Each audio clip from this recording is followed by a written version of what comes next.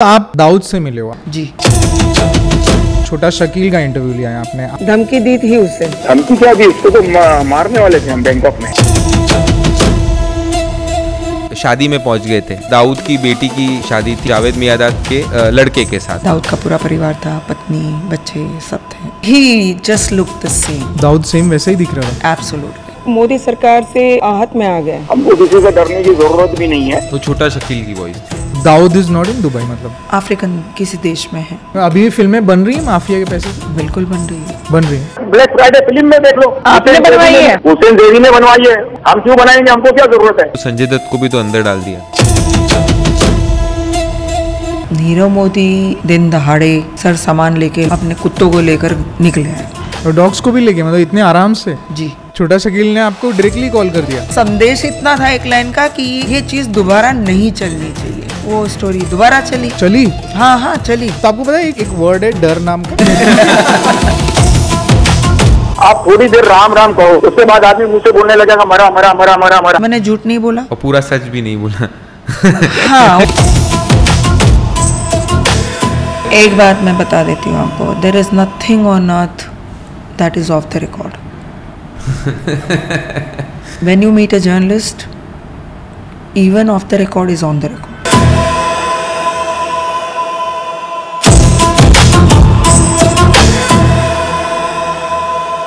नमः पार्वती पते, हर हर महादेव, जय सिया राम। मेरा नाम है विनायक शाह और मैं हूँ Vineet Kataria. Welcome to Win Win World. आज एकदम अंदर जाके सीखेंगे कि इन्वेस्टिगेटिव जर्नलिज्म क्या होता है। यस।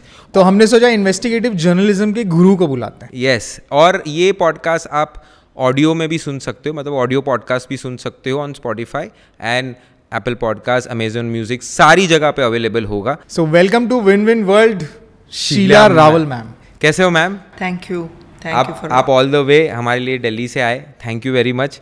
आज अंडरवर्ल्ड है कहीं पे मुंबई की? सुनाई नहीं देता है। बिल्कुल है, कहीं जा ही नहीं सकता। थोड़े उनके जो काम करने के तरीके हैं ज़्यादा सोफिस्टिकेटेड हो गए। अंडरवर्ल्ड कहीं जा नहीं सकता, एक नहीं तो दूसरा नहीं तो तीसरा आएगा। क्राइम सोसाइटी में पैरेलल चलता है। जैसे पहले अंडरवर्ल्ड हम देखते थे, हम फिल्म्स में जाता है, हर जगह अभी भी है। अभी भी है। रियल एस्टेट में है, फिल्मों में तो बिल्कुल है। इन्वेस्टमेंट है उनकी। दाऊद को पहले से फिल्मों का शौक़ रहा है, हाजी मस्तान को रहा है, उन पे भी, उनके जीवन पे फिल्म बनी। दाऊद के जीवन पे भी डॉन बनाया आपने, पार्ट 1, 2, तीसरा बनने जा रहा है। देखते हैं तीसरे में दाऊद का कौन सा या डॉन का कौन सा तीसरा स्वरूप देखने को मिलता है। नहीं तो आप दाऊद से मिले हो अपने लाइफ में, पूरे करियर में आप दाऊद से मिले हो। छोटा शकील का इंटरव्यू लिया है आपने मेहुल चौकसी से आप उसको ढूंढ के मिले हो, फिर इंटरव्यू लिया। छोटा राजन पे जब अटैक हुआ था आप बैंकॉक पहुंच गए थे। जी। तो आपको पता है एक वर्ड है डर नाम का? तो आपके आजू बाजू घूमता है वो कि नहीं? नहीं, मुझे पता नहीं कौन है वो, कहाँ है। उसको मेरे घर का रास्ता नहीं पता है और मैं उसे जानती नहीं। शादी में पहुंच गए थे दुबई में। जी। तो दाऊद की बेटी की शादी थी और जावेद मियादाद के लड़के के साथ। जी। स्टार न्यूज़ में थी मैं। ये कहानी जब आई 22 जुलाई को वलीमा था, रिसेप्शन था दुबई में, और उसके 10 दिन पहले हमने मियादाद का इंटरव्यू लिया था टेलीविज़न पे, स्टार न्यूज़ पे। और उसी में हमने ये सवाल पूछ लिया था कि क्या ये बात सच है, तो उन्होंने हाँ बोला था कि हाँ उनकी बेटी की शादी हो रही है मारिन से, दाऊद की बेटी से। तो जुनैद मारिन की शादी का न्योता टीवी पे से हमको मिला था। उन्होंने बोला हम आपको भी बुलाते, आप आएंगे। अब मुझे कोई स्टार न्यूज़ को इनविटेशन कार्ड नहीं मिला था, ना मुझे कोई स्पेशल इनविटेशन कार्ड मिला था। हम 6-7 लोग जाने वाले थे, वीज़ा नहीं मिला हमें। 10 दिन पहले हमने अप्लाई किया था और उस दिन मैं ऑफिस में बैठी थी और मुझे किसी ने फ़ोन किया। 22 तारीख को मैं मुंबई में अपनी ऑफिस में सुबह में बैठी थी। मतलब मैं दुबई नहीं पहुंची थी। तो बस गम था कि जा ना पाए। और किसी ने फ़ोन किया और आवाज़ थोड़ी मेरी नरम थी, तो पूछा क्या इशू है, तो मैंने कहा दुबई का वीज़ा नहीं है। और वो इकबाल मिर्ची के रिश्तेदार थे, तो उन्होंने कहा कि वो करवा सकते हैं। तो it was music to my ear. मैंने कहा प्लीज़ करवाइए। मुझे वापस उनका फ़ोन आया और कहा कि आप एयरपोर्ट पहुँचिए, तब तक कुछ जुगाड़ तो हो ही जाएगा। बस आप कभी दुबई गई थी? मैं पहली बार दुबई जा रही थी, उसके पहले मैं दुबई नहीं गई थी। तो मैंने कहा नहीं। तो बोले आपका नाम ब्लैक लिस्ट में था तो थोड़ा हटाने में टाइम लग रहा था। तो मुझे ताज्जुब हुआ कि ब्लैक लिस्ट में कैसे हाँ, क्योंकि आप तो गए गए। तो फिर पता चला कि दाऊद इब्राहिम का उतना रसूख था कि दुबई में भारत के से कोई जर्नलिस्ट शादी कवर करने ना आए।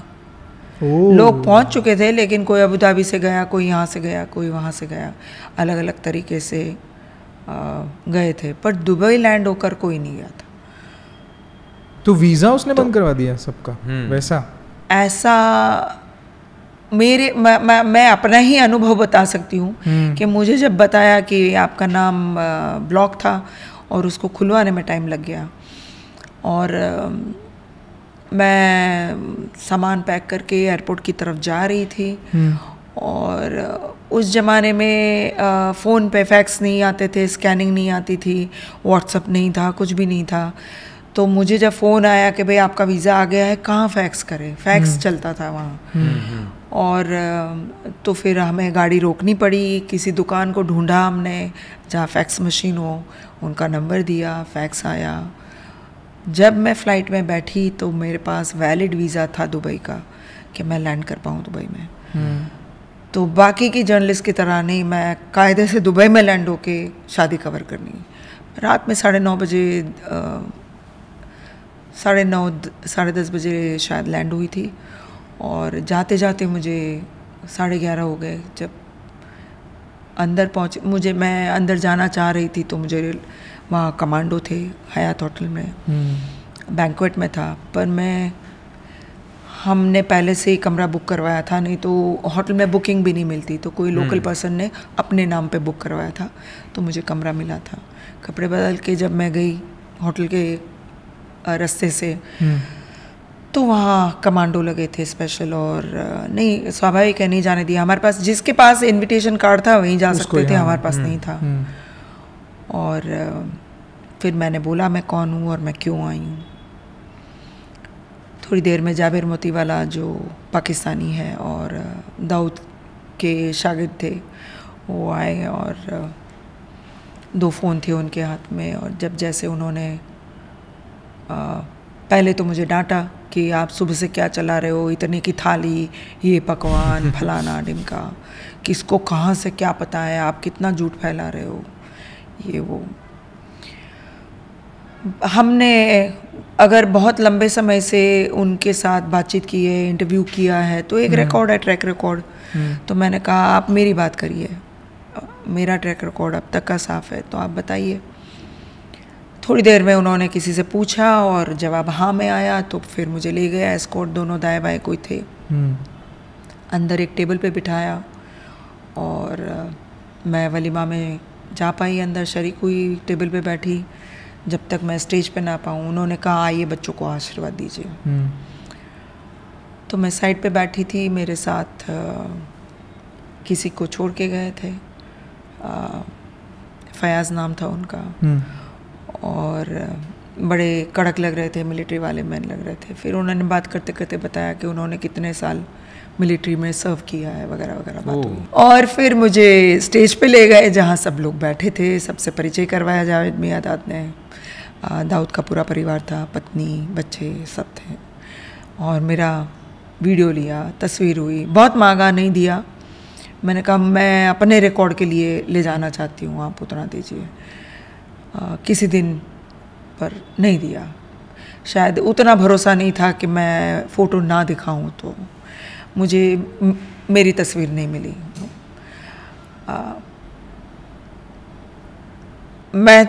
फिर मुझे बताया कि आप खाना खा के जाइए, और जैसे मैं नीचे उतर रही थी तो बैंक्वेट के 2 हिस्से थे, एक जनरल हिस्सा था और एक थोड़ा सा एंटी चैम्बर जैसा था, प्राइवेट हिस्सा।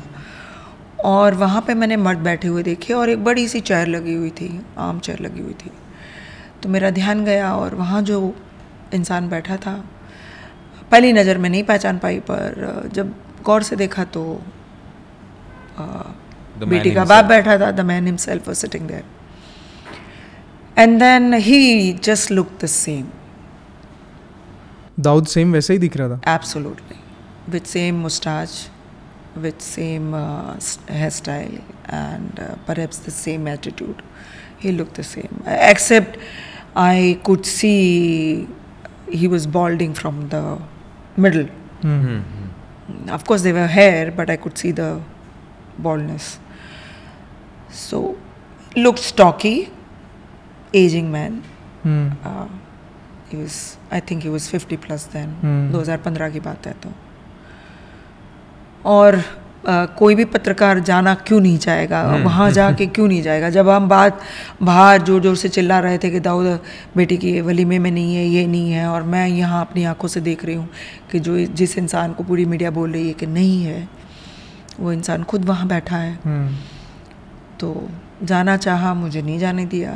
दूर से सलाम दुआ हुआ, लेकिन अच्छा, मुझे कहा गया बात कि नहीं हो पाई उनसे. कैसे करते ना, हाँ. दूर थे. अच्छा. तो जहाँ तक मैं गई वहाँ तक जा पाई. उसके बाद में मुझे कहा कि आप इंतज़ार कीजिए, फंक्शन के बाद आपसे बात करेंगे. फिर मैंने पूछा कैसे रिपोर्ट करना है, क्योंकि एक उम्मीद थी कि एक इंटरव्यू होगा आगे. तो मैंने कहा कैसे रिपोर्ट करना है. तो उनका जवाब बड़ा लोडेड था. कहा जैसा आप चाहें.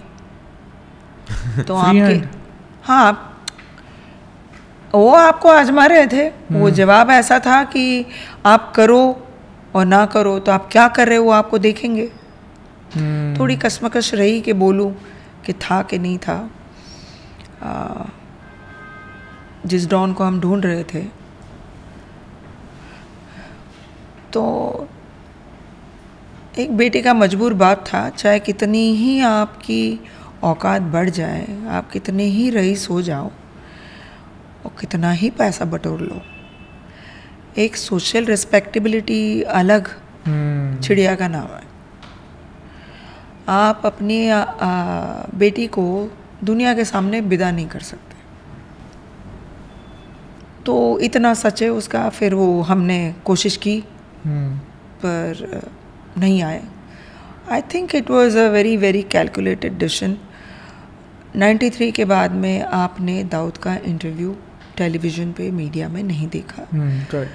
एंड हमने बहुत बार बातचीत में कन्विंस करवाने की कोशिश की, और हम वहाँ तक पहुँच गए थे जहाँ ये बात आई कि हो सकता है एक दिन हम ज़रूर आएंगे, बात करेंगे आपसे. उम्मीद तो अब भी है. वो आपने अपने बुक में लिखा है, छोटा शकील ने आपको अश्योरेंस दिया कि मैं करवाता हूँ. हाँ, पर वो खुद तो नहीं है. तो जब अगला बंदा बोलेगा तब तो दरवाज़ा खुलेगा. और आज दुनिया इतनी बदल गई है कि पहले जैसा माहौल नहीं है. आप 10 सेकंड किसी से बात करते हो तो आपका फ़ोन ट्रैक हो सकता है, लोकेशन ट्रैक हो सकता है, और आप तक लोग पहुंच सकते. इतनी पावरफुल टेक्नोलॉजी हो गई है.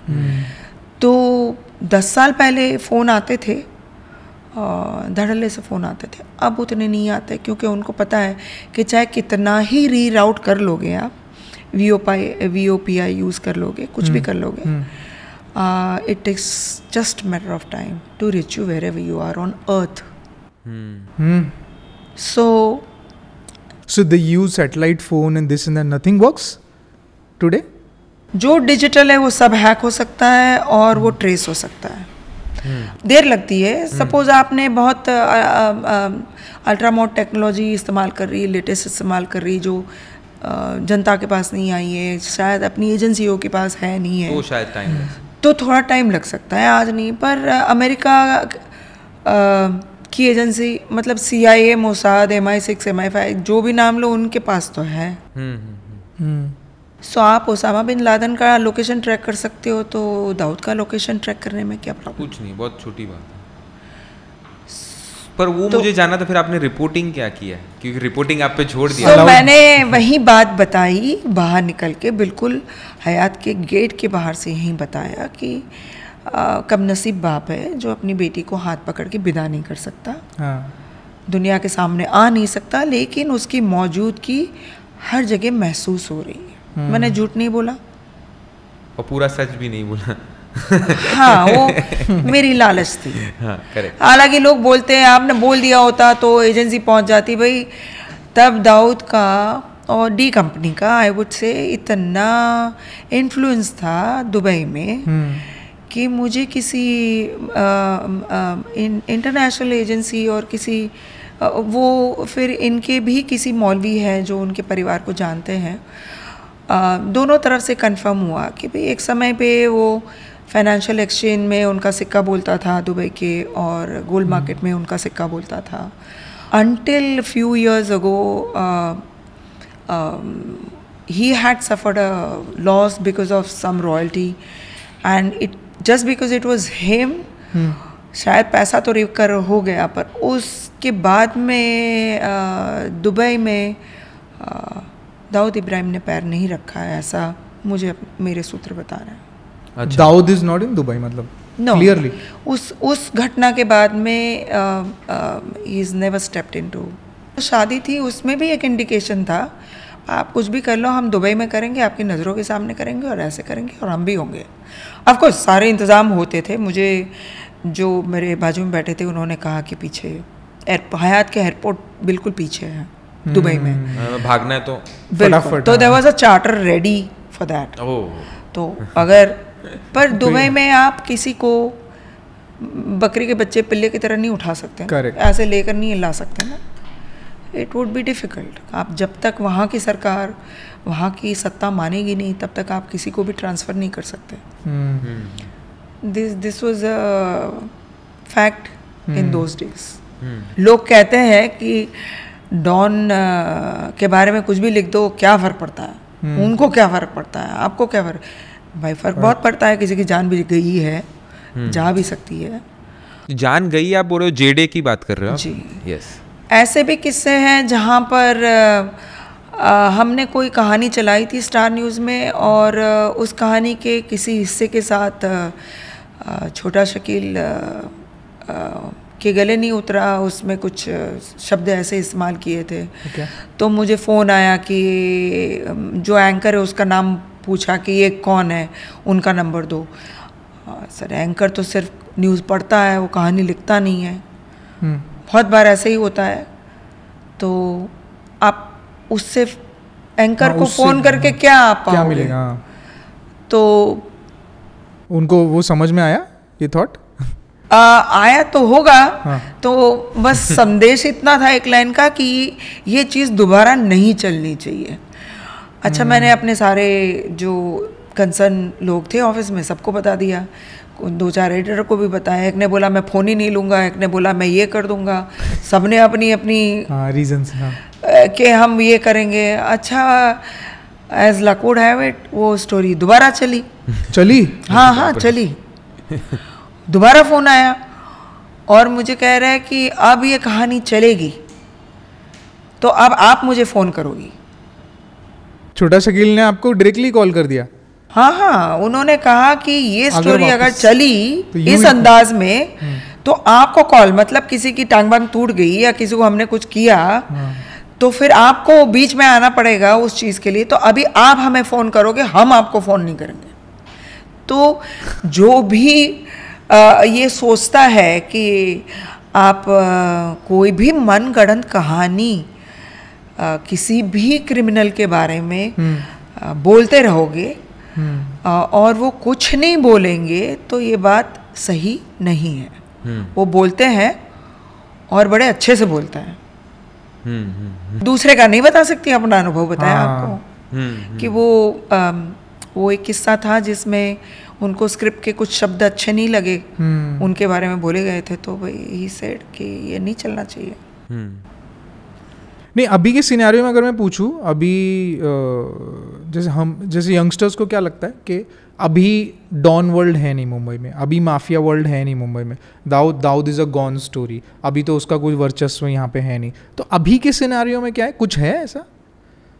The hold, the power, the money. भाई अब वो PhD हो गए, अभी और हाईटेक हो गया. मतलब पहले माल उठवाते थे, रखवाते थे, चोरी करवाते थे, स्मगल होती थी, फिर खून करवाते थे, भाई सुपारी होती थी, तुम हटो, इसको हटाया, उसको हटाया. और आज और बड़े पैमाने में काम है, कभी दंगे करने, किसी की राजनीति में उथल पुथल करनी है, कहीं किसी देश की इकोनॉमी को ऊपर नीचे करना है, पर खुद से कर रहे उससे ज़्यादा कौन करवा रहे उससे, मेरे लिए हाँ वो ज़्यादा वो हिस्सा बहुत इंटरेस्टिंग था। जब कोई तो सपोर्ट होगा, इतना बड़ा भी कॉग हो गया वो जी हाँ। ऐसा है, देश के बाहर जब आप जाकर ऐसे धंधे में जाते हो जो आर्म्स का है, ड्रग्स का है, टेररिज्म की फाइनेंसिस का है या मैन पावर का है, दुनिया की इंटरनेशनल एजेंसी की जानकारी खबर के बिना तो आप ये काम कर ही नहीं सकते। पीटर स्कॉट की बुक है, उसमें लिखा है कि पूरी दुनिया में CIA ड्रग का धंधा कैसे चलाती है। ओ बाप रे। अमेरिकन ऑथर है, उन्होंने लिखा है। ये जो डी गैंग के लोग हैं, तो ये लोग अभी कौन से लोकेशन से अभी ऑपरेट करते होंगे? क्योंकि अभी तो मोस्टली तो लोग बोलते हैं कि ये रहता है कराची क्लिफ्टन एरिया में, दाऊद एंड ऑल। मेरे सूत्र बताते हैं कि वो कहीं अफ्रीकन किसी देश में है। अच्छा। मेरे सूत्र ये बता रहे हैं। और सब साथ में नहीं होते हैं, अलग अगर अलग एक बंदा यहाँ है तो दूसरा बंदा है वहाँ है तो तीसरा बंदा वहाँ है, इट्स लाइक दैट। तो अब कितनी बड़ी बात है, जब मुशर्रफ वाजपेयी की सरकार में भारत आए थे, दिल्ली में आगरा समिट थी बाद में, तो मैं इंडिया टुडे में थी और मेरे किसी संपादक ने बोला कि ज़रा पता करो कहाँ है वो, क्योंकि अडवाणी जी डोजियर देने वाला थे डी कंपनी का। तो मुझे कहा गया कि आप पता करो, और पता किया मैंने। हाँ। तो जब फ़ोन पे मेरी बात हुई और मैंने पूछा कि आप कहाँ हो, तो मुझे जवाब मिला कि हम तो वहीं हैं जहाँ थे। तो मैंने कहा तो पाकिस्तान में है। तो दूसरे सवाल से अगले को समझ में आया कि मैं पूछ क्या रही हूँ। तो उनका जवाब था कि आप सदर साहब को गलत साबित करना चाह रही हैं। यानी अगर मुशर्रफ कहते कि वो पाकिस्तान में नहीं है, हाँ। और आपने इंटरव्यू में बोल दिया कि वो पाकिस्तान में है, मतलब तो उन्होंने कहा कि आप सदर साहब को गलत साबित करना चाहती हैं। So it was that simple कि पाकिस्तान में रहे, पाकिस्तान का इस्तेमाल हुआ, ISI ने इस्तेमाल किया, किसने किसका कहाँ इस्तेमाल किया वो नहीं पता है। लेकिन धमाके होने के बाद में इंडिया टुडे में जब पहला इंटरव्यू आया और बड़ी तसल्ली से तफसीर से बात की, और पाकिस्तान से बात हुई थी, पाकिस्तान में थे, पहुंच चुके थे पूरा परिवार समेत, तो पाकिस्तान से बात हुई थी। तो पूछा गया कि भाई क्या क्यों, तो उन्होंने पल्ला झाड़ दिया कि मैंने नहीं किया और किसी दो पॉलिटिशियन की राइवलरी की वजह से मुझे फंसाया है। ये दूसरा जवाब था। और 2-4 वकीलों को, जेठमलानी को फ़ोन किया था और दिल्ली के किसी और सुप्रीम कोर्ट के वकील जो है उनको फ़ोन किया था। उन्होंने मुझे बताया कि क्या कन्वर्सेशन में बात हुई थी। तो मतलब वो ढूंढ रहे थे पाकिस्तान में बैठ के कि कौन से वकील से पूछ के हम इसकी कैसे सफाई दे और कैसे आया जाए, कि हमने नहीं करवाया। शायद वो अपने दिमाग से मान रहे थे कि उन्होंने नहीं किया है, तो हाँ। वो वकील ढूंढ के वापस आके ये साबित करना चाह रहे थे कि प्रूफ, हाँ। ये घटना में उनका हिस्सा था कि नहीं था और कैसे था, वॉट एवर इट वॉज। हमारी एजेंसी ने जो इन्वेस्टिगेशन में पाया, मुंबई पुलिस ने पाया, वो एक चीज़ अलग है। और मुंबई पुलिस के अलावा भी जब ऐसी बड़ी घटनाएं होती है तो घटना के पीछे भी बड़े सारे लोग होते हैं। ये घटना के इंटरनेशनल रिपरकशन होते ही होते हैं ऐसी बड़ी घटनाओं के। फिर मैं समीरा जुमानी को मिली, अबू सालिम की बीवी को, बहुत साल बाद। और समीरा ने मुझे बम धमाके के दिन वो कहाँ थी और उसने क्या किया वो बताया मुझे।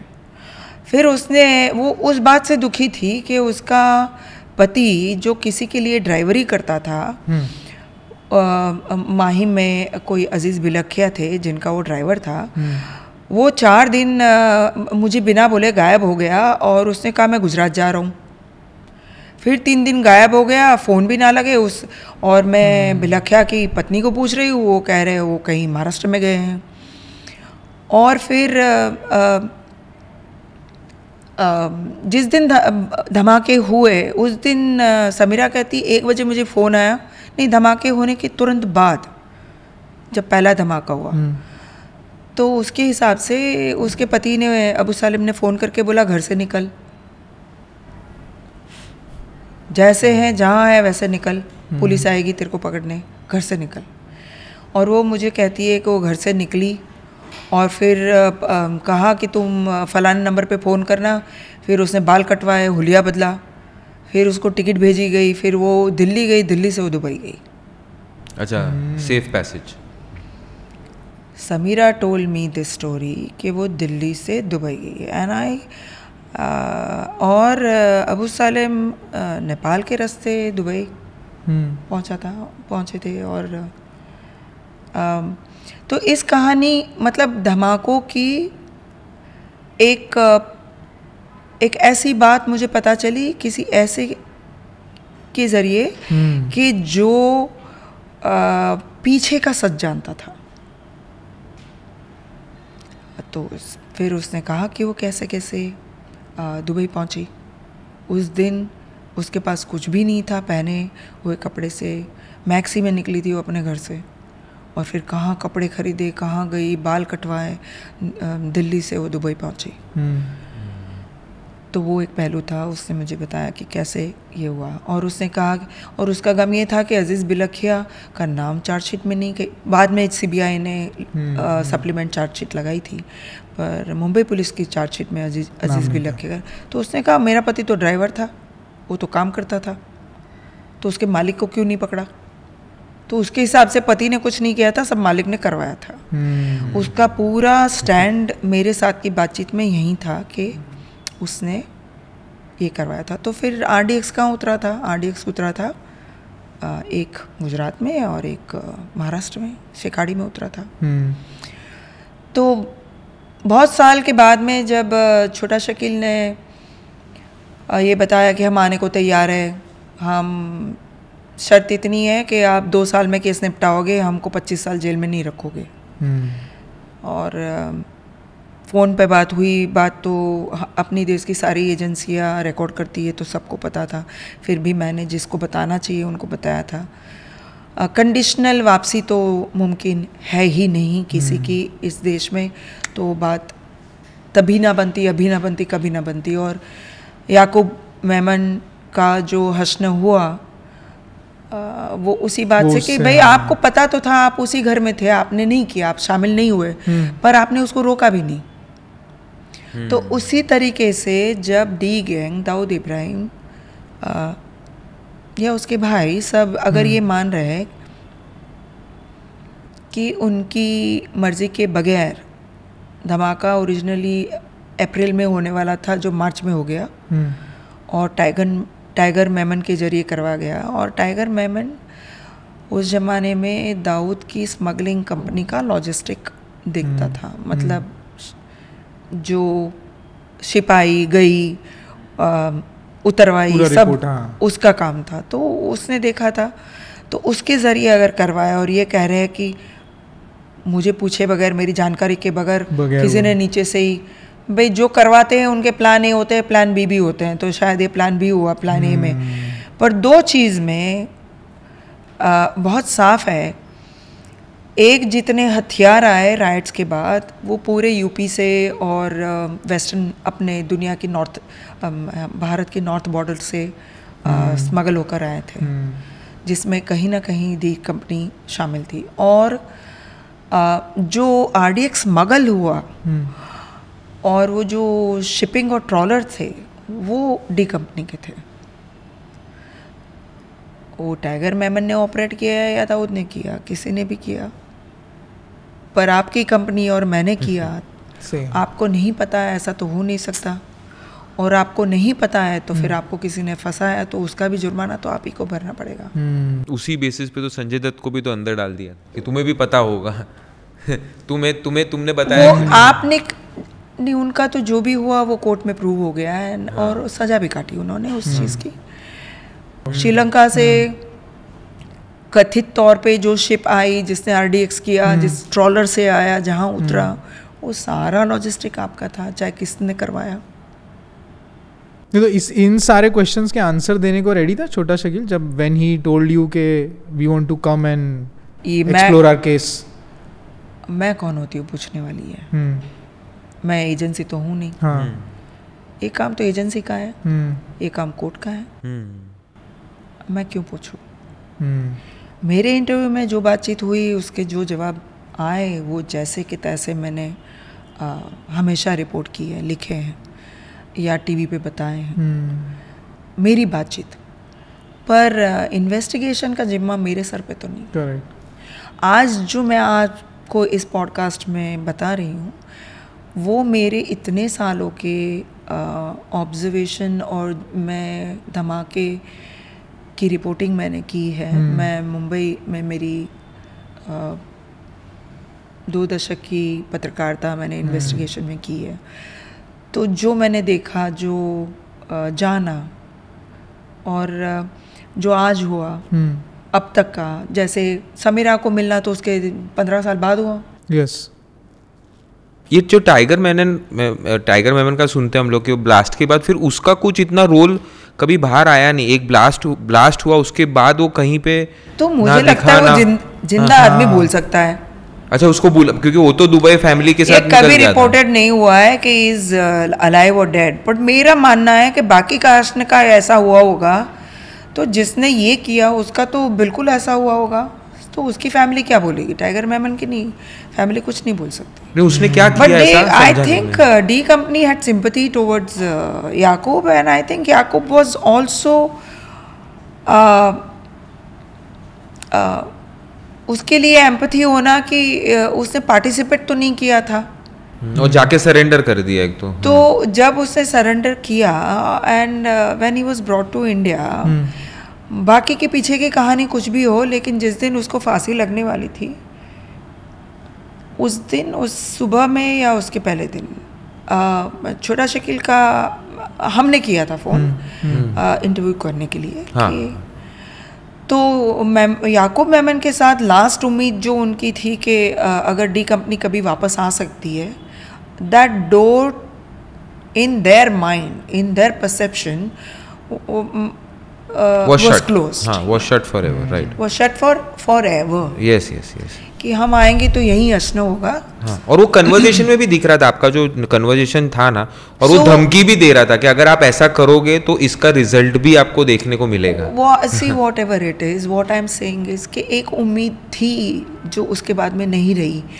लेकिन मैं आज आपको ये बता रही हूँ, जो भी भगोड़े हैं हिंदुस्तान के, मतलब कोई फाइनेंस की चोरी करके गया या कोई टेररिस्ट है लेबल लगाया, जो भी भगोड़े हैं, जिसने भी जो किया, और इंडियाज़ मोस्ट वांटेड कैटेगरी में भी आते हैं,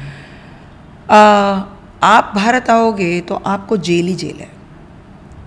आप you would have to contest the case, you would have to face the trial no matter who you are. तो चाहे वो दाऊद इब्राहिम है, कोई भी हो, अबू सालिम ने की, छोटा राजन ने उसके साथ भी हुआ, अरुण गवलिया जेल में, जितने भी लोग हैं। नहीं, मुझे एक बात पूछना, मैं थोड़ा कंफ्यूज था। जैसे आपने बोला कि बाकी लोग का हशल ऐसा हुआ तो टाइगर मेमन का भी वैसा ही हशल हुआ होगा, क्योंकि उसने ऐसा किया था। तो उसने क्या ऐसा, मतलब उसने, आपने बोला खंजर भोंका, मतलब मैं समझा नहीं कि वो क्या बिट्रे किया उसने जिसकी वजह से उसका ये हशल हुआ। अगर दाऊद एंड कंपनी का दावा है कि उन्होंने धमाके नहीं करवाए, तो हाँ, तो बराबर है, तो राइट, तो की बात नहीं है, वो दावा कर ही रहे हैं। हाँ। मतलब धमाके के तुरंत बाद इंडिया टुडे में जो इंटरव्यू दिया था उससे लेकर आज तक, और कितनी न जाने फिल्में बनवाई, डॉक्यूमेंट्री बनवाई, कितने पॉडकास्ट करवाए होंगे, सबको यही बोला कि हम हमारा हाथ नहीं है, हम शामिल नहीं थे। तो मैंने आपको बोला कि there are evidence to show, if not him physically, भाई एविडेंसेस ये भी है, भाई आपकी विटनेस है कि आपके घर में आए, कुछ मीटिंग हुई कि आपको कुछ करना है, मुसलमानों पे अत्याचार हो रहे हैं तो आपने कहा कुछ करना है, तो किसी को आपने गाड़ी में बिठा के छोड़ा, that also works as a witness. और आपकी शिपिंग कंपनी की शिप ने अगर RDX ट्रांसपोर्ट किया है, आपके ट्रॉलर ने RDX उतारा है, और आपके किसी कंपनी ने, आपके किसी गैंग गिरोह के आदमी ने अगर हथियार पहुंचा है, सब में कहीं ना कहीं आपकी कंपनी आती है। आप नहीं आते, फिजिकली आप नहीं आते, पर आपकी कंपनी आती है तो आप शामिल है। अब आप ये कहोगे कि हमारे तो मुलाजिम टाइगर मेमन थे जो लॉजिस्टिक देखते थे, कंपनी चलाते थे, उन्होंने ये कर दिया, बीच में किसी ने उनसे ये करवा दिया, उन्होंने कर दिया, तो आपको पता नहीं है आपका कसूर है। Right. You would pay for that, for your ignorance or for a lack of insight or for whatever it is. The very fact कि आप कंसर्न थे कि मुंबई में कुछ हो रहा है, the very fact कि आप इस लेवल तक सोच पाए और मीटिंग ली कि भाई क्या करेंगे, फिर आप पल्ला हाथ झाड़ दोगे कि इसमें मैं कहीं नहीं था, हमने नहीं करवाया, हमने आदेश नहीं दिया, बीच में से किसी ने करवा दिया, but still it doesn't absolve you of the crime that was committed. आपको क्या लगता है टॉप नॉच कौन है? Without CIA, MI6 and some deep state, जब आप आज हम इनको डीप स्टेट के नाम से जानते हैं, ऐसे पावर जो दुनिया चलाते हैं, उनके बगैर ये काम हो ही नहीं सकता, चाहे KGB हो, चाहे मोसाद हो, चाहे MI6 हो, बाकी के देशों की जितनी एजेंसियां हैं उनकी शय में काम होता है। क्योंकि अगर ये वेस्टर्न एजेंसी साथ में ना हो तो आपके बच्चे लंदन में पढ़ नहीं सकते। कैसे पढ़ रहे हैं? आप बेझिझक दुनिया में पाकिस्तान छोड़ के कहीं आ जा नहीं सकते अगर बाकी की एजेंसियां आपके पीछे नहीं है तो। दाऊद, ओसामा बिन लादेन और ये सब, they are a part of a larger sinister nexus that works across the globe. Rajniti, it's a geopolitical game. India is a part of the geopolitical game. All these people are used as a leverage. आपको कुछ चाहिए, आप कुछ दोगे, ऐसे सौदे के लिए ऐसे लोग होते हैं, या ऐसे कुछ आपके देश में कुछ करवाना है तो ऐसे कामों के लिए है। तो मैं नहीं मानती कि ISI, जब हम बोलते हैं ISI, हो सकता है ISI का उपयोग हुआ और होता रहा है और आगे भी होता रहेगा शायद, जिस तरह से सिचुएशन बनी। हमारे नेबर है, पहला शक उन्हीं की तरफ जाता है, पर ISI की इतनी औकात नहीं है कि वो इंटरनेशनल इतने बड़े बड़े ऑपरेशन को अंजाम दे, ऐसा मेरा रीडिंग है। ये हम लोग पहले देखते थे कि फिल्म में बहुत ओपनली फाइनेंस होता था, मतलब हमने देखा है कि बहुत सारे केसेस भी भरत शाह पे हुए हैं और चोरी चोरी चुपके फिल्म में भी इन्वॉल्व थे पैसे।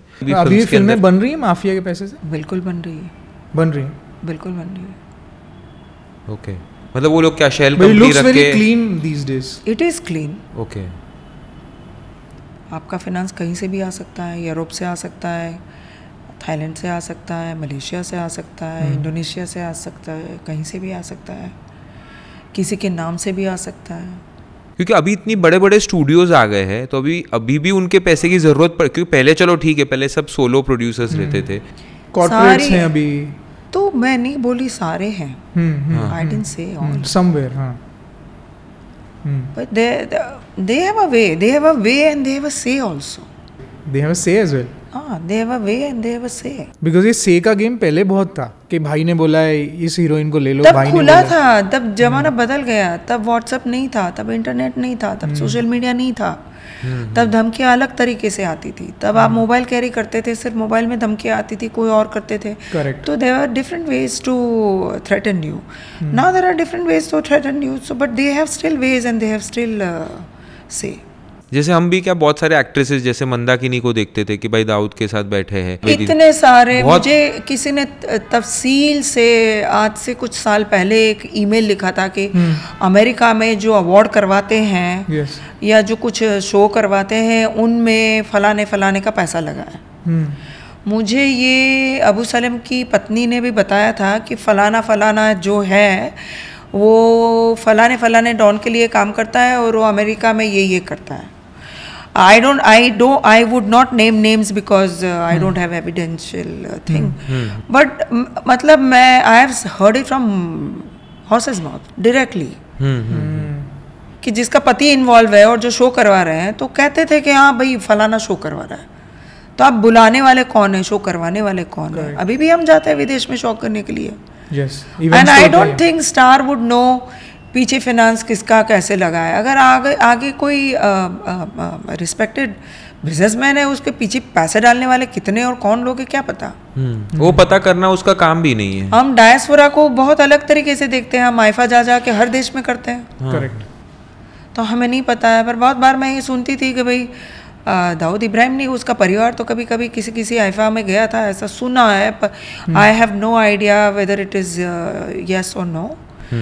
So I say with all the disclaimer that I wouldn't know directly, but बोलने वाले बोलते हैं, कहने वाले कहते हैं। पर मेरा मानना है कि जहाँ आग है, जहाँ धुआं है, वहाँ कहीं तो आग है। मुझे और एक चीज़ पूछनी थी अभी के सिनेरियो में। जैसे मुझे एक चीज़ पता है, अगर सब जो पायरेसी करते हैं तो लोग बोलते हैं इसका पैसा। ऑफ कोर्स वो पायरेसी के धंधे में तो खुले थे, क्योंकि मुझे 2 बार का अनुभव है। एक बार एक मूवी रिलीज नहीं हुई थी और छोटा शकील से कोई इंटरव्यू मेरा हुआ था, और उस इंटरव्यू के दौरान मुझे बताया गया कि आप वो फलानी फिल्म देख लो। मैंने कहा रिलीज नहीं हुई है। अरे आपको देखनी है, मैं इंतज़ाम कर देता हूँ। तो सो पायरेसी में तो दे वर ऑल डीपली इंट्रेंच्ड। नहीं, तो माय क्वेश्चन वाज कि अभी ऐसा कोई सेक्टर आपको पता है जहाँ पे लोगों को पता नहीं, लोग पैसा डाल देते हैं, दे वुडंट नो कि यार ये पैसा तो वहाँ जा रहा है। फॉर एग्जाम्पल पायरेसी, अभी के इसमें ऐसा कोई सेक्टर है? All sectors. हाँ, आपकी बिल्डिंग इंडस्ट्री में मतलब बिल्डिंग घर ले लिया। कितने SRA के केसेस बने हैं जहाँ पर डी कंपनी का नाम आया है कि भाई ये धमका रहे, उनका आदमी है, ये ज़मीन खरीदे। हमने कन्वर्सेशन रिकॉर्ड करी मुंबई पुलिस ने, फलाने बिल्डर के पीछे ये है। So big deal. आप खुद काम करने नहीं जाते हो, आपने सिस्टम बनाया जो आपके लिए काले काम करती है, तो उससे आप कैसे काम करवाओगे जब तक आपके नाम का वजन ना हो।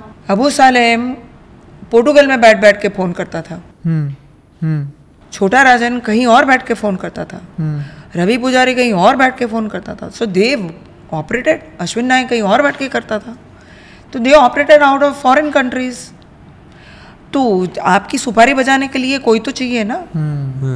भाई गोली मारने वाला जो रास्ते पे आता है वो तो कोई डॉन नहीं आता ना। करेक्ट। एक ना चीज़ मुझे अरुण गवली की पूछनी थी। व्हाट डू यू थिंक कि अभी तक वो बना हुआ है, वो भागा नहीं? बिकॉज उसके पास भी बहुत केसेस हैं, जेल में रहता है, बाहर आता है कभी, थ्रेट भी कितने और शूट आउट भी कितने। So my reading into that entire situation is that he had a strong base and supporter in India, so he didn't run away.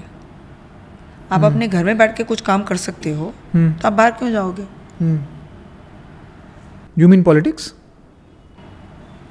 जो भी सपोर्टर थे उसके, वो सॉलिड थे, तो उसको भागने की जरूरत नहीं पड़ी। बात ये भी है कि उसी वजह से वो इतने सालों से जेल में है। सरपोतदार का जो मर्डर हुआ, तो आप तैश में कुछ कर देते हो, और अगर आप तक बात आ गई तो फिर कोई पॉलिटिशियन आपको बचा नहीं सकता। जैसे भरत शाह के इतने सारे पैसे थे, तो उनके पैसे उनको बचा नहीं पाए। आप पे जब एक बार केस चढ़ जाता है, फिर ट्रायल फेस करना है आपको। आपको कोई पैसा बचा नहीं सकता। नहीं, भरत शाह से मुझे याद आया, भरत शाह चोरी चुपके में पैसा लगा हुआ था, भरत शाह पकड़े गए थे, आप उनके घर गए थे, वहाँ पे उनके भाई विजय शाह मिले थे आपको, उन्होंने कुछ बोला था आपको, जो भरत शाह के बेटे रशेश शाह ने बोला कि ये बाहर बताना मत। देखो, सब है ना सिचुएशन को अपनी तरीके से पढ़ते हैं और उनके कुछ कारण हैं। तो मुंबई के कुछ रसूखदार लोग थे, और बहुत ही पैसे वाले लोग थे और उनकी कुछ राइवलरी हुई थी एंड ये मैं नहीं कह रही हूँ, हाँ, उन्होंने मुझे बताया कि उसकी वजह से कि इसको सबक सिखाना है तो ये अंदर गया. This was his brother's claim कि that person was very very powerful and उसने किसी पार्टी में खुले से धमकी दी थी कि तू देख लेना, भरत शाह को धमकी. हाँ, you would go to jail. So they wanted to bring this matter out and they said that उस पार्टी में जहाँ धमकी दी थी उसकी टेप भी हो सकती है. सो मेरा तो इतना ही कहना था, आई एज अ फैमिली, पत्रकारिता का असूल है, दोनों पार्टी का हम सुनते हैं. करेक्ट. और इंडिया टुडे की विश्वसनीयता, क्रेडिबिलिटी तब भी थी, आज भी है. वो एक जिस तरह का जर्नलिज्म करता है, तो आपको उनकी साइड सुननी थी. इसीलिए मैं भाई से मिलने गई, बेटे से मिलने गई. और उन्होंने बोला तो मैं मान लेती, उनका दावा था. पर उनको मुझे कुछ सबूत देने पड़ते. तो अगर मेरे हाथ में वो टेप आती, वो देने की हिम्मत जुटा पाते, तो मैं चला देती. पर उनको डर लगा कि भाई जिसने यहाँ तक पहुँचाया है तो वो उसको मार भी सकता है, ऐसा उनको डर था. तो उसकी वजह से वो नहीं बोले. तो एक बात पक्की है, अगर भरत शाह ने कुछ किया ही नहीं होता, वो कन्वर्सेशन होती ही नहीं, वो बिजनेस प्रूव ही नहीं होता, तो वो जेल में नहीं होते. करेक्ट. कोई आपसे तभी बदला ले सकता है, आपको आपकी औकात तभी बता सकता है जब आपके दामन में थोड़ा है, दाग है. तो कुछ ऐसा था जो उनको भुगतना पड़ा. 16 महीने की जेल. यस. कन्विक्शन हुआ जो मेरी गवाही से हुआ था. हाँ, आपने वॉइस आइडेंटिफाई किया. और फॉर्चुनेटली अनफॉर्चुनेटली एंड वो सुप्रीम कोर्ट तक लड़े अपने सारे पैसे के रसूख से. 10-10 लाख के वकील एक पेशी में देते हैं, वैसे वकीलों से, कि उनका नाम क्लियर हो जाए. ना हो पाया. गवाही से मुझे याद है, आपने किन किन लोगों को ऐसे गवाही देके किन लोगों से नहीं, ये मुंबई पुलिस की बदौलत मैं बार बार बुला लेते पब्लिक प्रोसिक्यूटर ने मुझे विटनेस बनाया था. हाँ. उसी केस के लिए, क्योंकि उस केस कि जब न्यूज़ आए तब मैं इंडिया टुडे में थी और मैंने कवर स्टोरी की थी उस पर, तो मुझे कुछ एक्सक्लूसिव पोर्शन मिले थे.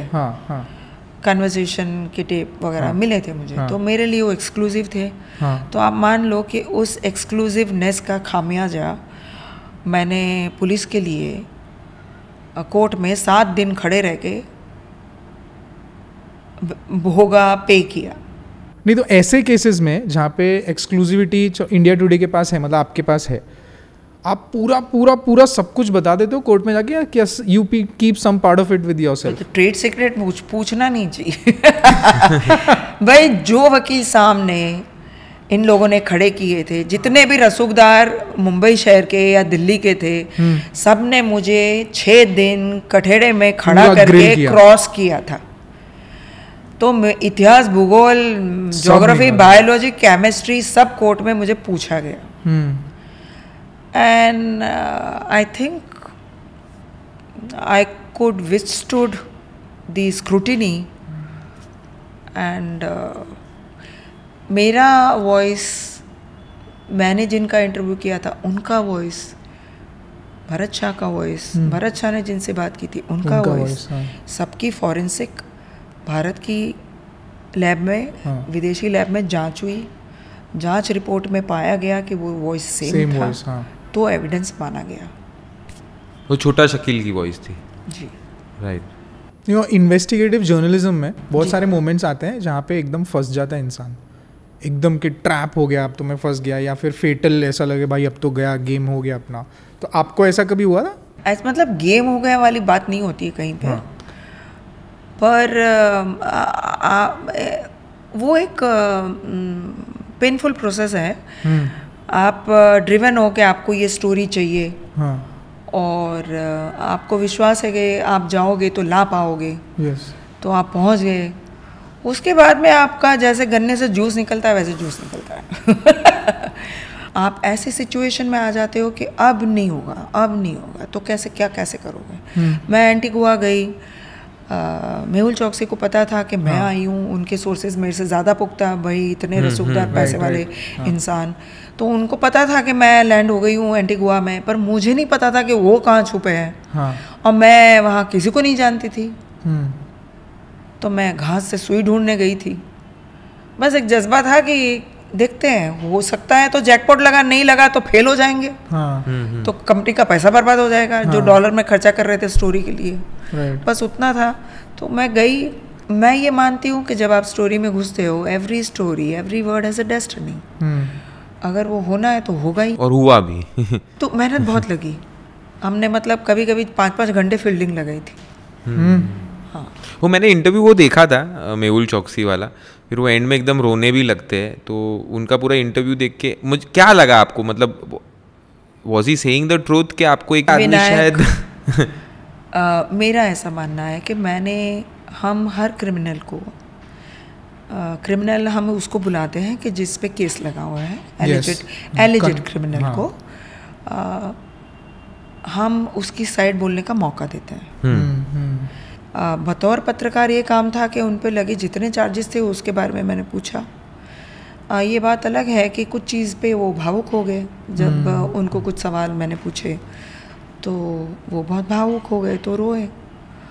अब इंसान की आंख में उसका सच दिखता है, तो उस घटना से आपने जो भी पढ़ा वो आपका टेक होम है।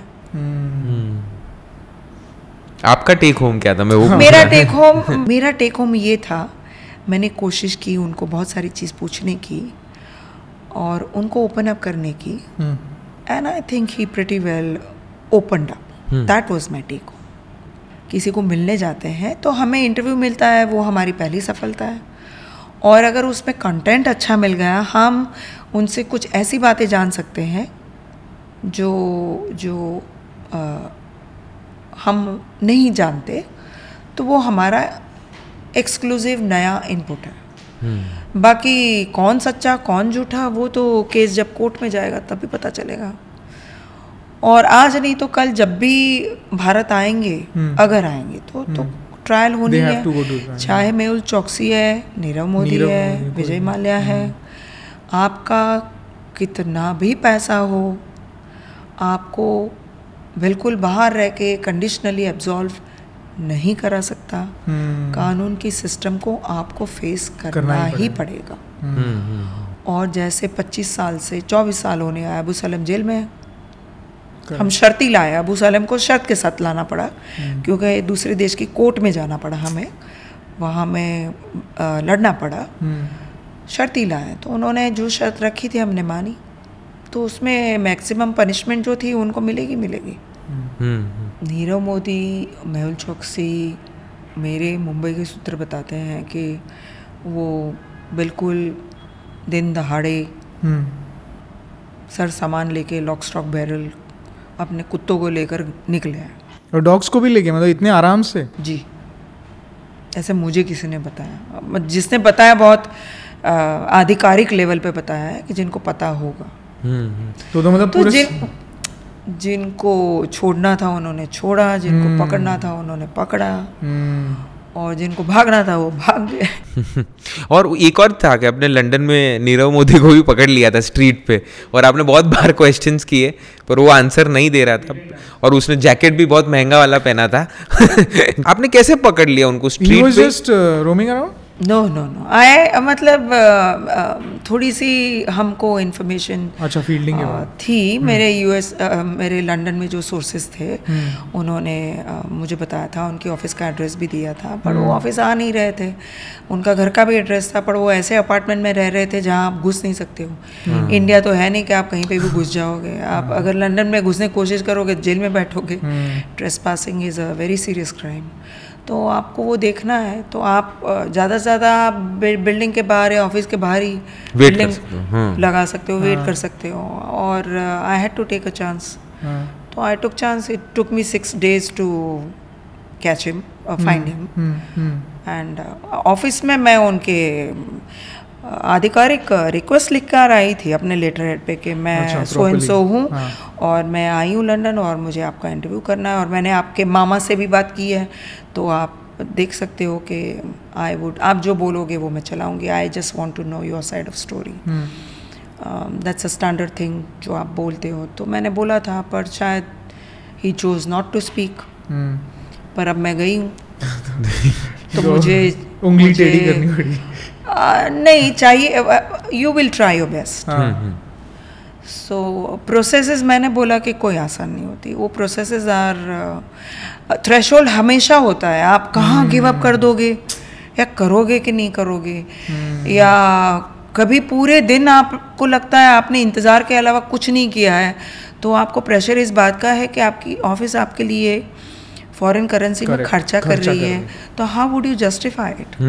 वो पूछते नहीं है, लेकिन हर ऑफिस, हर संस्था ये चाहेगी कि उसका पत्रकार सफल होकर आए. हाँ, राइट. तो मुझे पूछना, आप you always go with your guts के टारगेट सामने है. आपके साथ भी ऐसा होता है इन्वेस्टिगेशन में कि टारगेट सामने है, you going with your guts कि हाँ मैं जाके उसको कन्फ्रंट कर देती हूँ, but then you are waiting for the orders? No, I don't wait for. हमारी पत्रकारिता में कोई ऑर्डर नहीं होता है. हाँ, एक काम के लिए भेज दिया, वो करके आओ. हाँ. ऑर्डर का मतलब जब कहानी क्लियर हो गई है ऑन एवरी लेवल, जब मैं ऑफिस से बाहर रखती हूँ कदम किसी कहानी के लिए, तो मैं उस कहानी पे हूँ. पर दूसरा, आपको तभी कॉल लेना होता है जब कहानी आ गई. अब इसमें ऐसा कंटेंट है तो क्या करो.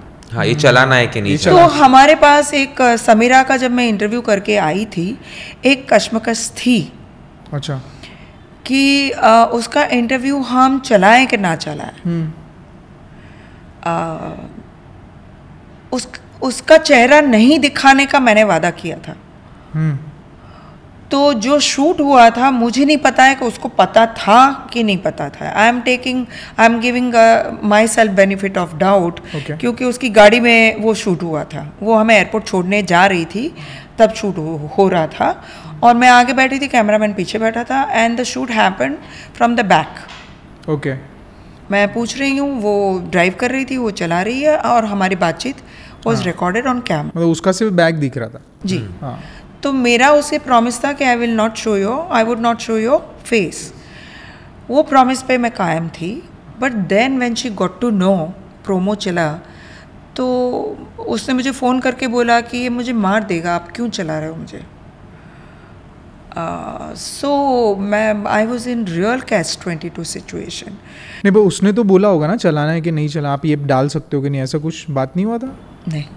नहीं, मैं उसके घर में थी पूरा दिन. I spend entire day in her house, but video recording नहीं किया था. She wanted me to relay the story. उसमें कोई दो राय नहीं थी कि उसने मुझे जो दिन भर बताया, जो मैंने आपके पॉडकास्ट में भी कुछ बताया, वो चाहती थी कि मैं जाके बताऊं, क्योंकि किसी को नहीं पता था. उसका पति 4 दिन गायब हो गया और वो गुजरात गया था. उसका बॉस उसको लेकर गया था. वो बताना चाह रही थी कि मेरा पति नौकरी करता था, वो ड्राइवर था, उसके बॉस उसको ले गए तो उसको जाना पड़ा. वो उसका स्टैंड था, वो उसकी इन्फॉर्मेशन थी, तो शी रिलेटेड टू मी. तो वो चाहती थी कि मैं बताऊं, पर वो ना आए उसमें कहीं. अब ये तो मुमकिन नहीं था ना. वो कैसे नहीं आएगी? कि जो सच वो बता रही है, अगर वो किसी और के मुंह से, मैंने उसको बहुत समझाया कि किसी और के मुंह से वो सच जाएगा ही नहीं, वो तुम्हारे ही मुंह से जाएगा. क्योंकि तुम you are eyewitness, you are a part of the entire thing. Correct. How could वो.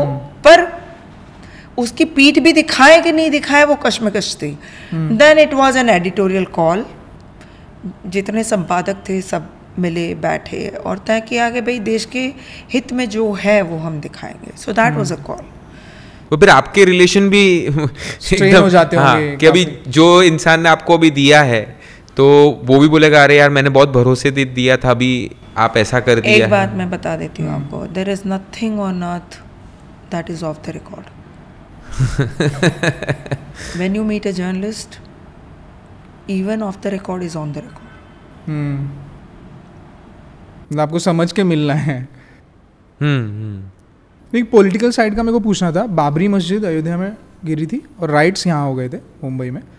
सो मे बी छोटा शकील और सम ही सेड कि ये तो शिवसेना ने करवाए हैं, हमने हमारा इसमें कुछ रोल नहीं है. आप थे शायद उस इन्वेस्टिगेशन में.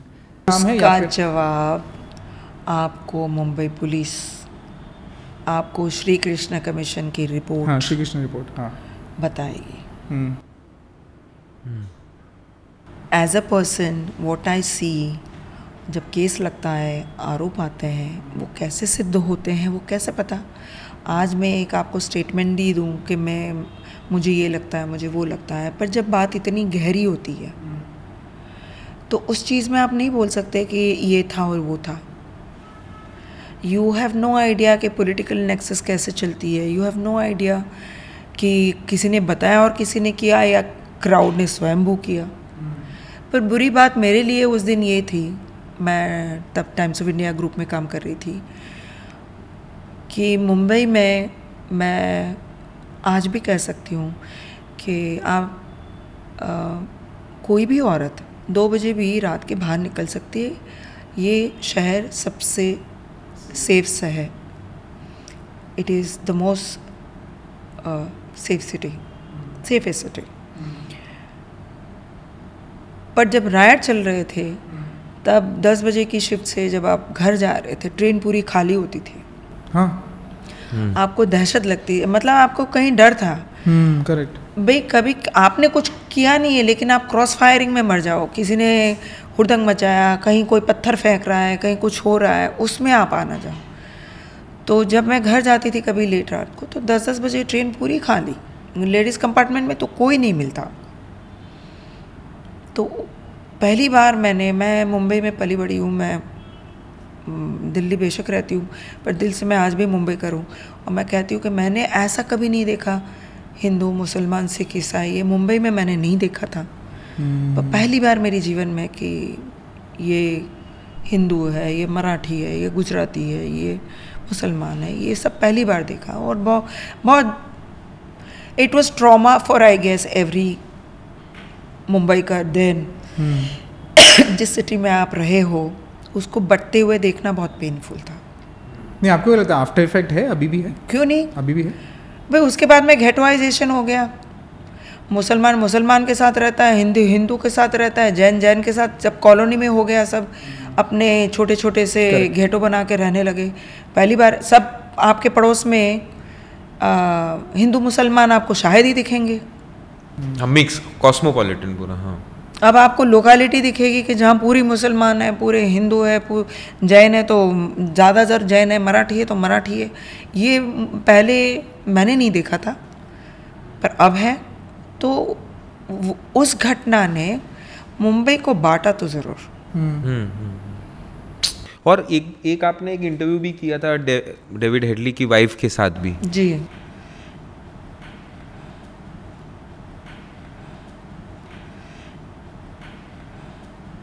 फैज़ा औतुल्ला डेविड हेडली, मोरक्कन थी, है अभी भी. डेविड हेडली की तीसरी वाइफ. उसका महत्व इसलिए था क्योंकि जब हेडली ने रेकी की थी तब वो शादी करके इसको मुंबई लाया था, ये महिला को, और she went around with him.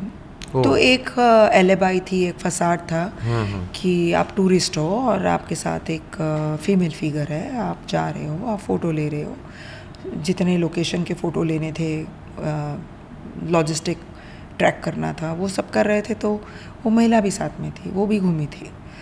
Faiza के डेविड हेडली के साथ के रिश्ते तनावपूर्ण तो थे ही. वो मेडिकल की पढ़ाई करने गई थी पाकिस्तान, मोरक्को से.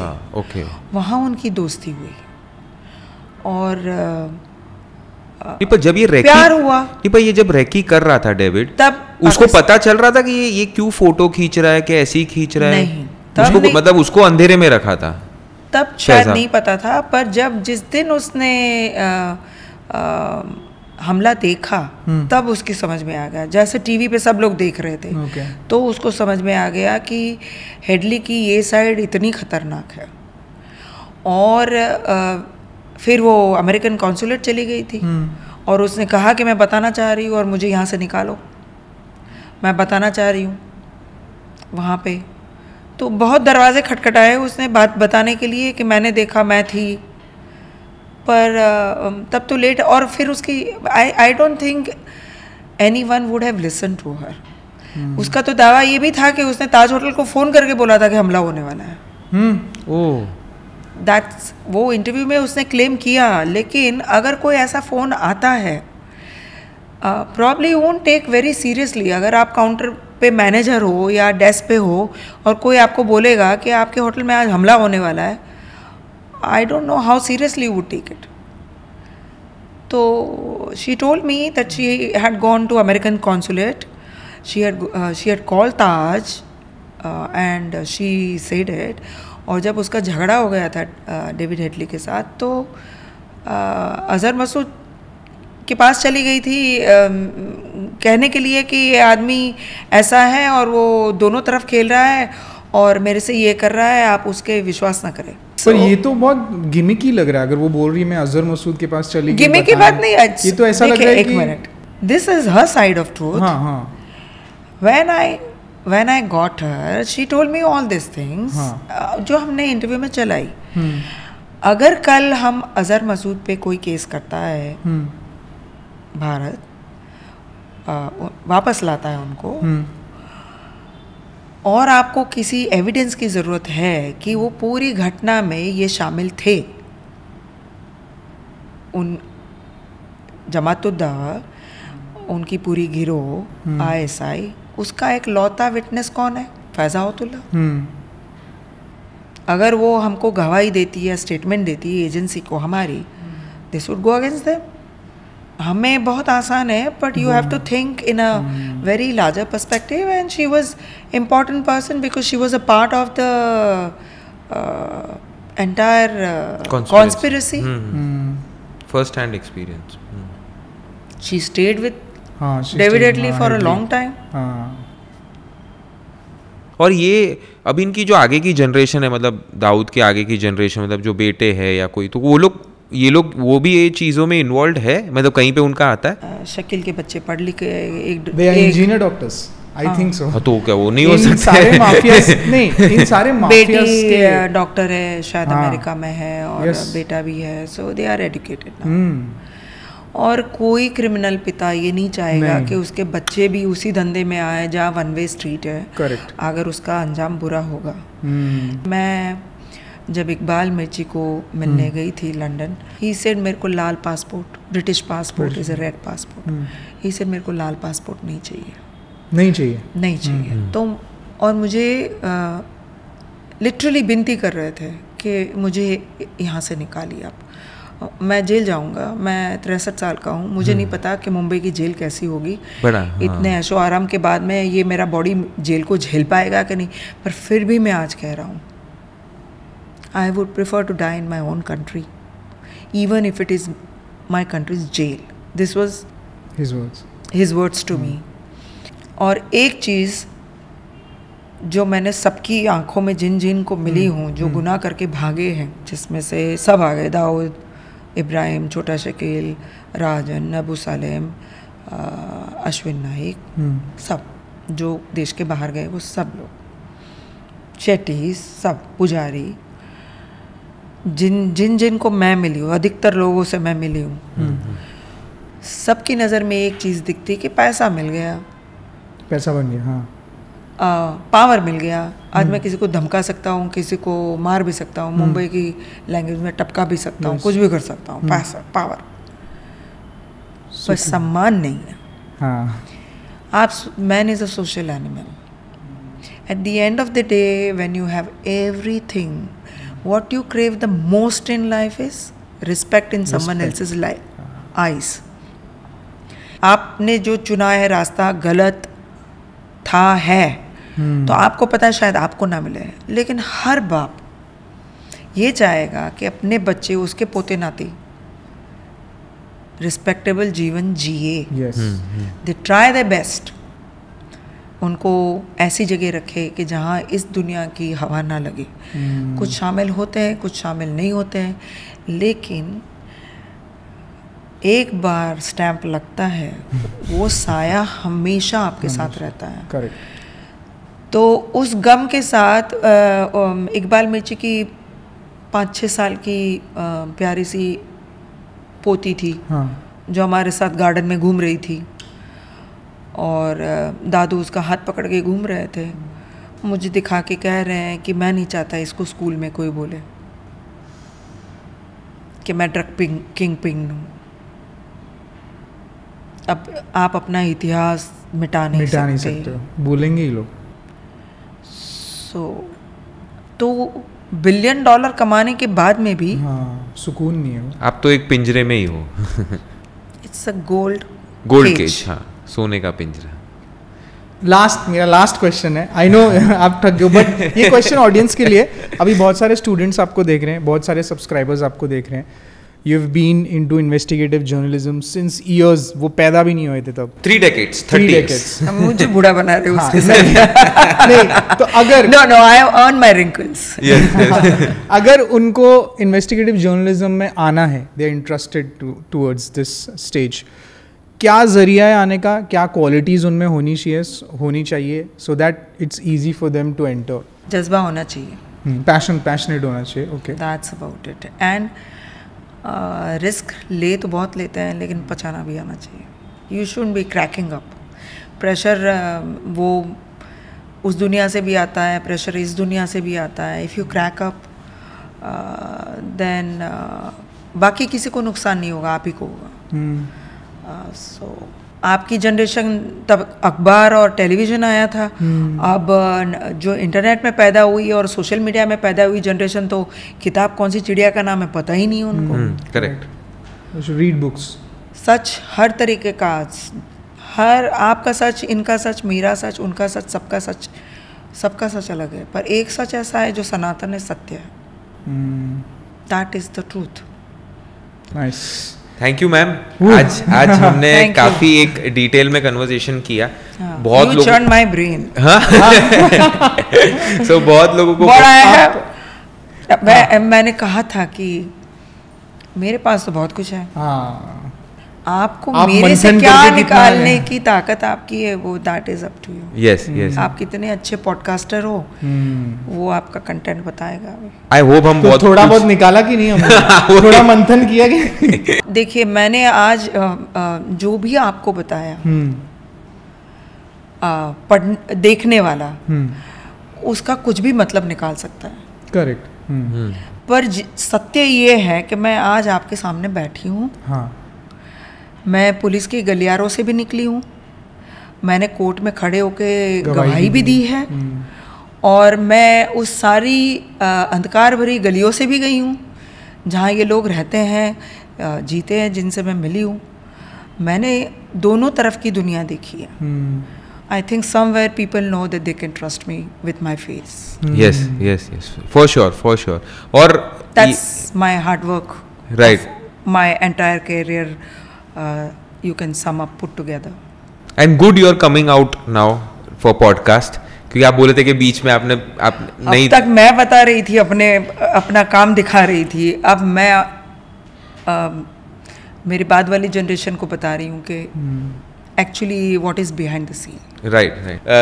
Thank you very much once again. हमने बहुत lot for sharing all हमने this काफी knowledge. कुछ डिटेल में कवर किया है, और डिटेल में कवर करना हो या लोगों को सुनना हो तो आपकी बुक पढ़ सकते हैं। by far my limit. नहीं और मैं इससे ज्यादा नहीं कर सकती। मैं घंटा 1.5 घंटा अपनी जिंदगी में इतनी बात नहीं की। नहीं और on a record interview television में आधे घंटे का, बहुत एक्सक्लूसिव होगा तो 1 घंटे का। और सब्सक्राइबर को और भी जानना है तो मैम की बुक तो है ही, वो बुक पढ़ सकते हैं। बुक का नाम है गॉडफादर्स ऑफ क्राइम, और ये हर जगह पे अवेलेबल है, और मैं इसका डिस्क्रिप्शन भी डाल दूंगा।